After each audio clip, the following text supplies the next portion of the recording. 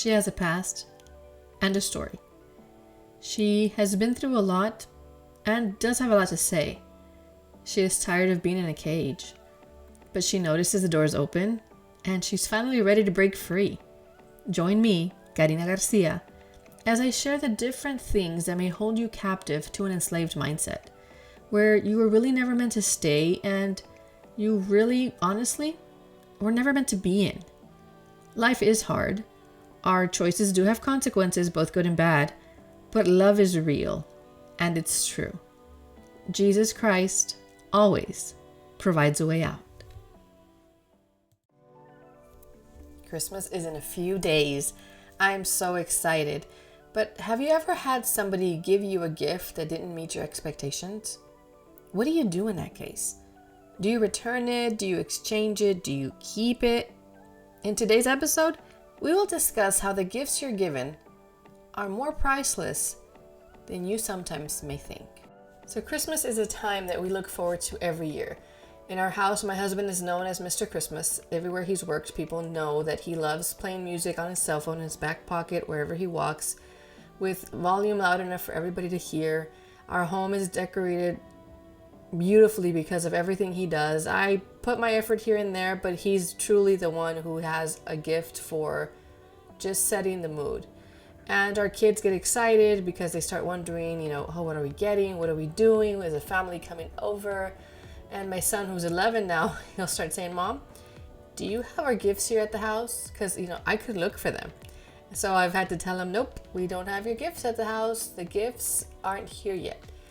Why? Because I know that, I remember growing up, I don't know if y'all did this, but I know that growing up, my sister and I would try to sneak around the house and figure out where our parents had the gifts hidden.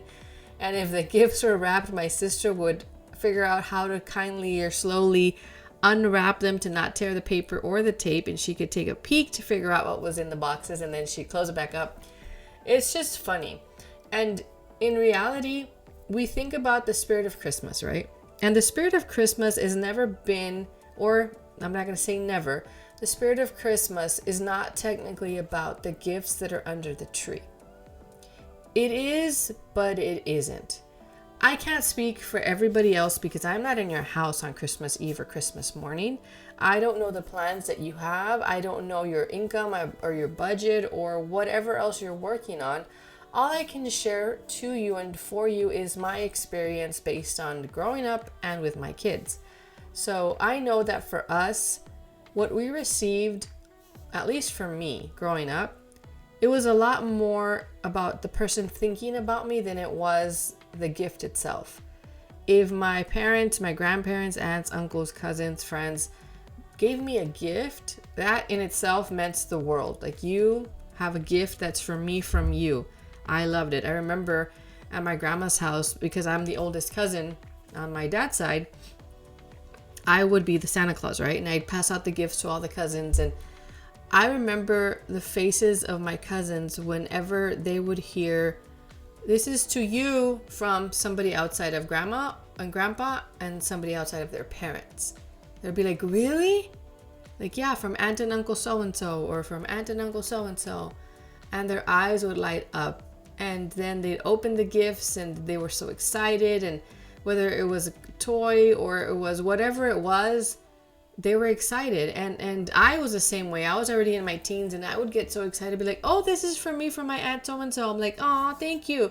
Just the fact that they thought of me, that they took the time to consider, oh, what should we get her? What could we get her? What would she like? And for me, that meant the world. And my kids laugh at me now because for my birthday, for Mother's Day, for any time, they'll ask me, "Mom, what do you want?" And they laugh at me because they always know my response. And if you ask them, they'll mockingly say, "I just want to be together with my family and that'll be enough."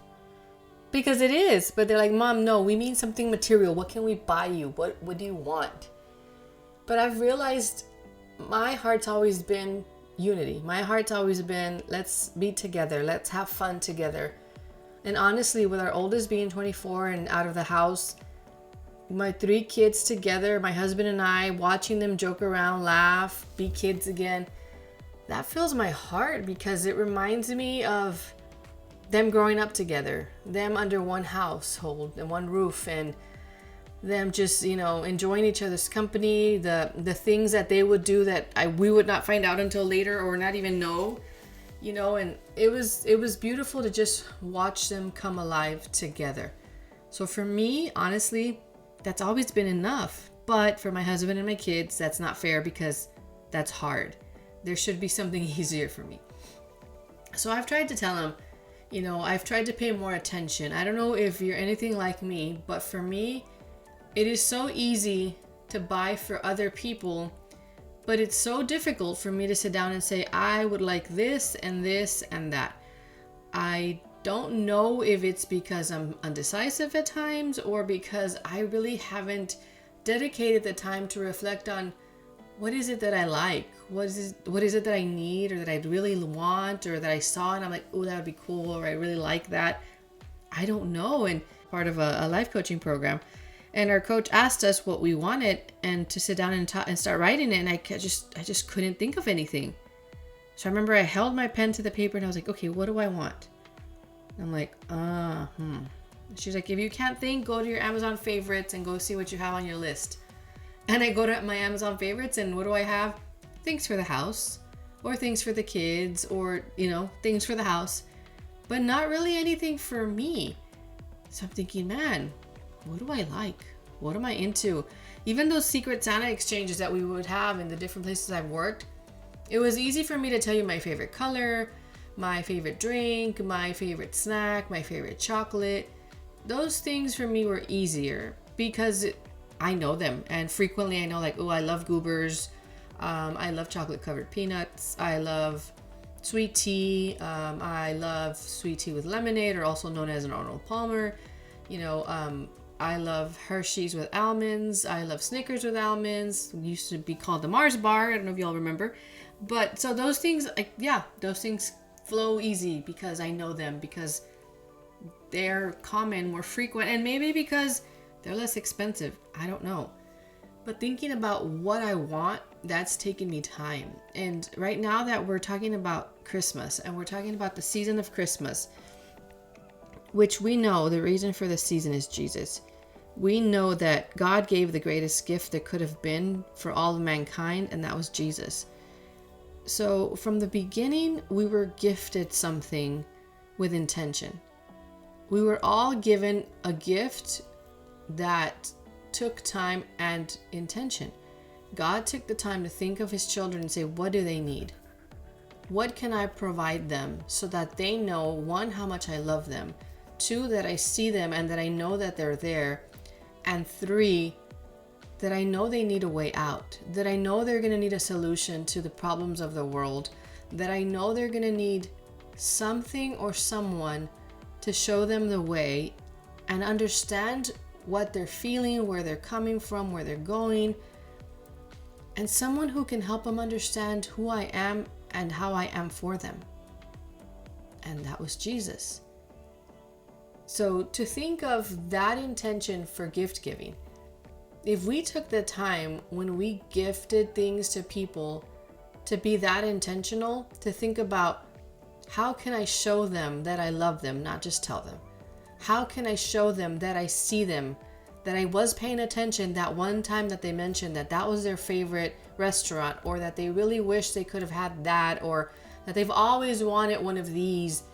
How can I do something for them to provide them a breath of fresh air, to provide them a sense of belonging, a sense of understanding that they're seen, that they're going to be okay, that although situations are tough, that they're rough, I can't be their savior. I can't go and stop bad things from happening or prevent situations or storms, but I can be a friend that you can count on.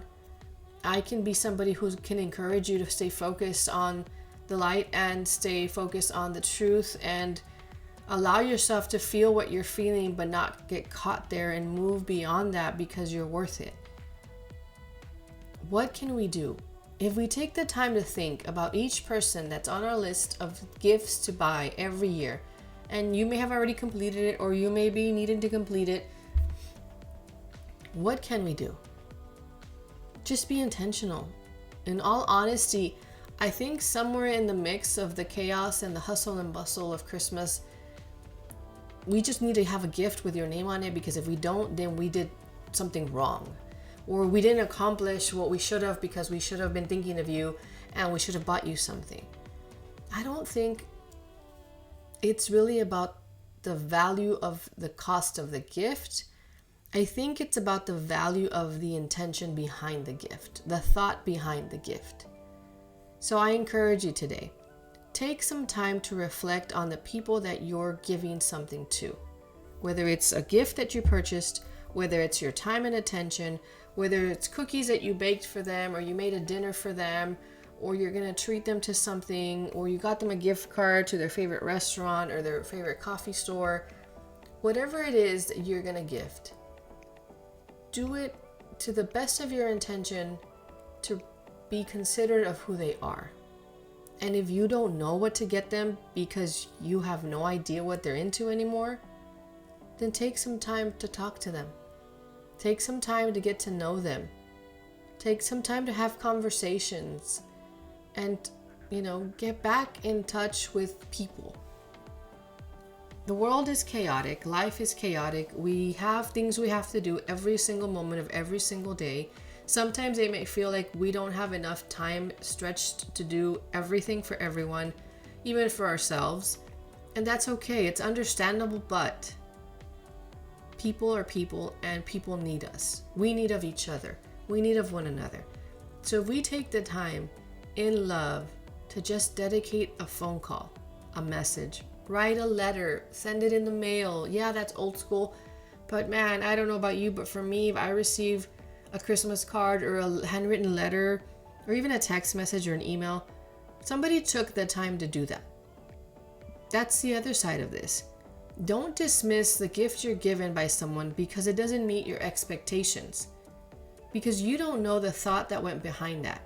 You don't know what they did to make sure that they drove to the specific place where they sold that one item, or to make sure they ordered it on time, or for them to make sure they saved the money to get it, or whatever it was that they had to do to present you with a gift to show you how much they love you and care for you. So, encouragement for you. I don't know if you watched Friends and you saw the episode where they make fun of Rachel because she'd return everything. Don't be a Rachel. I understand there are times when you're gifted something, you're like, that's not what I wanted. I really would rather have this. Well, then you go get that for yourself. Does it sound harsh? I'm sorry if it does, but at the same time, I don't apologize, because you have to understand, just like you take the time to buy somebody a gift, how would you like it if they took your gift and say, oh, thank you, then they go exchange it for something that they quote unquote truly wanted when you made the effort to go buy that for them? Now, if the sizing is off, okay, that's different. Go exchange it for the size that fits you. But try to keep the same style, the same color. Don't go and fully exchange it because, oh, I don't want that, I want this. Remember, your wants are not more important than somebody else's time and intention to give you something out of a love. So set your wants aside when it comes to receiving. Receive with gratitude, thank the people that are thinking of you, and try your best to not look at that as an object that was given to you that may not meet your expectations fully. Try to look at it as somebody took the time to consider me out of everything else they have going on, to spend their time, their money, and their effort on me. The least I could do is appreciate what I'm being given and realize that this goes beyond the material aspect of it. This means a lot to me because you took the time to think of me, even though you didn't have to. Because in reality, nobody has to give us anything. We're not entitled to gift receiving just because it's Christmas. Somehow we may be confused in thinking that way, but remember where you've come from, remember where you've been, remember where you're going, and remember that in all of those journeys, there are people that are tied to you in one way or another. Some may be for seasons, some may be for reasons, some may be for the short term, some may be for the long term, but regardless, you're making an impact in the lives of the people that surround you, and those people make an impact in your life. So in the season of Christmas, in the season of giving, gifting, receiving, let's remove exchanging. I would encourage you to, if you want to exchange something, exchange your thought. Exchange the way you receive that gift and say, you know what? Thank you. I appreciate the fact that you thought of me. Anything that you're given, you're not entitled to. Anything that's gifted to you, nobody has to. They choose to. So you get to choose how you receive it. Just as important as you think it is for others to give, it's more important to know how to receive well and in gratitude. So I encourage you today, for this Christmas season, it's in a couple of days, think twice about how you receive a gift you're given. And to add to that, if you're expecting a gift and you're not given that gift, don't complain, don't mumble, don't harp, don't shove it in people's faces, don't make people feel guilty because they didn't meet your expectations. Remember, your personal expectations were set by only you. Nobody told you to set those expectations there. And if they did, you still chose to put them there. So you need to take the time to say, you know what? I'm not going to have an expectation from every single person that decides to give me a gift that the gift is going to meet my personal needs. Because that's not the purpose of Christmas. That's not even the purpose of any gift giving season. Even your birthday, people want to celebrate you. People want to love you. People want to gift you something because they love and care for you. So if the gift doesn't meet your expectations, I'm sorry, but you need to understand it's not all about you. They love you and they show you they love you the best way they know how. Now, if they ask you, hey, what do you want? What would you like? And you have ideas, for sure, share those ideas. Nobody's telling you you're not allowed to wish or hope or dream or want, but don't be ungrateful. Show some gratitude when others show you how much they care for you. Remember, God sent Jesus because he cares for us that much. And even through Jesus, how many people were ungrateful for his life? How many people were ungrateful for his teachings? How many people mocked him because of, oh, you're just a carpenter? How many people didn't take the time to stop and reflect to say, we knew of a Messiah. We knew of a Savior. He is here now. God, thank you for loving us so much that you chose to do this. He didn't come with weapons and horses and armies. He didn't come as a king on a throne to point the finger and yell and shout at people.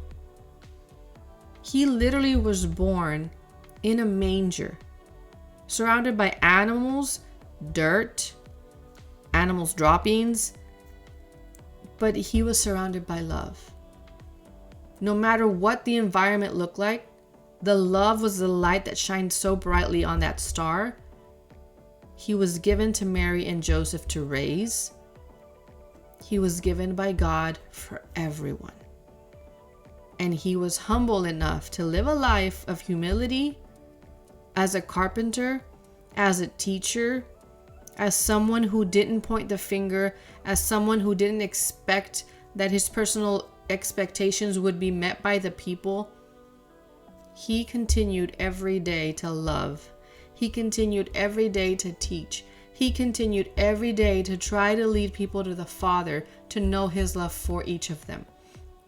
He provided healing. He provided salvation. He provided friendship. He provided brotherhood. He provided support. He provided truth. He provided love. And people met him with their backs, with laughter, with mockery.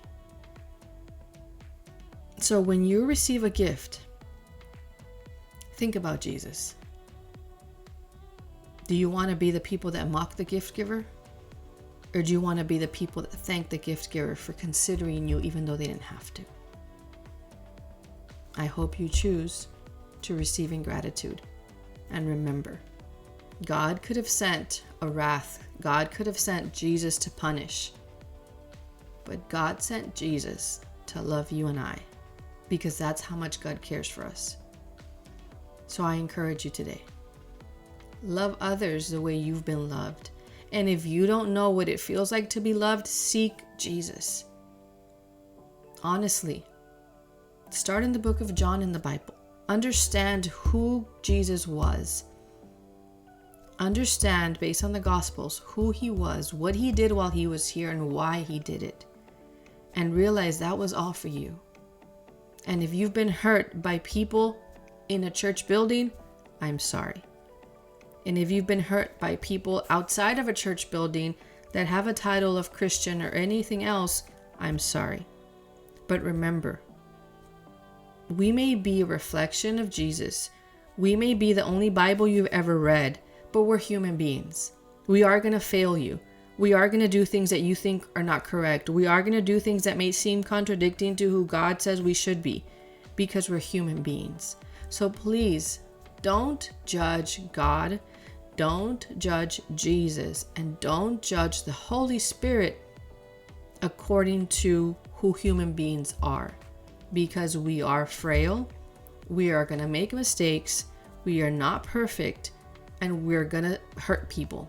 Sometimes intentionally and other times unintentionally. But God would never do that. So I ask you, give yourself the time to seek forgiveness, to give forgiveness, and to remember that you are loved. People may have hurt you, that they say they follow God, that they follow Jesus, that they hear from the Holy Spirit. That's wrong, and I'm sorry.